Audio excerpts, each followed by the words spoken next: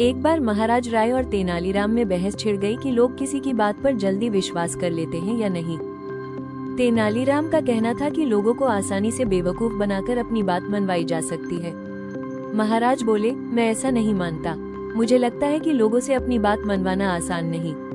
इस पर तेनालीराम बोले, महाराज, मैं अपने अनुभव से कह रहा हूँ कि यदि आप में योग्यता है तो आप सामने वाले से असंभव कार्य भी करवा सकते हैं।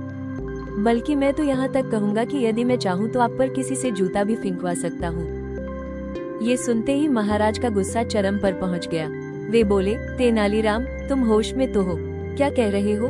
तेनालीराम बोले, जी महाराज, मैं आपकी बात से सहमत नहीं हूँ और मैं इसे साबित भी कर दूंगा। बात आई गई हो गई। कई दिन बीत गए। महाराज कृष्णदेव राय इस बात को भूल भी गए। 2 महीने बाद कृष्णदेव राय का कुर्ग प्रदेश के एक पहाड़ी सरदार की बेटी से विवाह तय हुआ। पहाड़ी इलाके के सरदार को महाराज के परिवार के रीति रिवाजों का कोई ज्ञान न था। इस मौके को तेनालीराम ने हाथों हाथ लिया।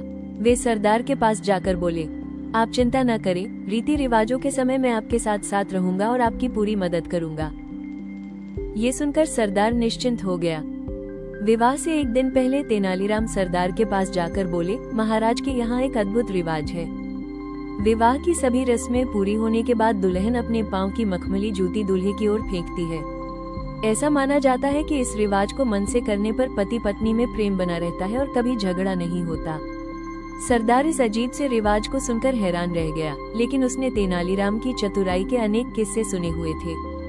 इसके साथ ही तेनालीराम ने उसे हर बात इतनी सहजता से बताई थी कि शक की कहीं गुंजाइश ही न थी। निर्धारित समय पर विवाह संपन्न हो गया। विवाह की सभी रस्में पूरी होने पर दुल्हन ने अपने पांव से मखमल की जूती उतारी और मुस्कुराते हुए कृष्णदेव राय पर फेंक मारी।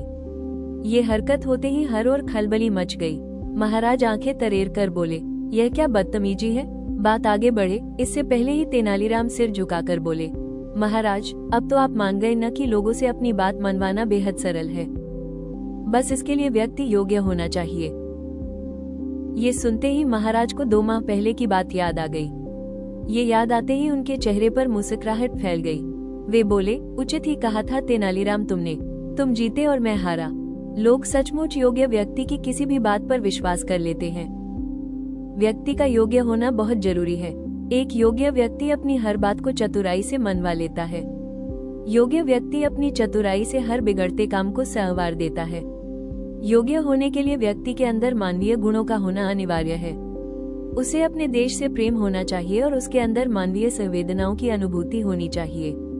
ऐसे व्यक्ति ही मानव की गरिमा की पराकाष्ठा पर ले जाते हैं और लोगों के लिए मार्ग बनाते हैं। अगर आपको बुद्धिमानी और प्रेरणादायक कहानियां पसंद हैं, तो चैनल को फॉलो, सब्सक्राइब जरूर करें।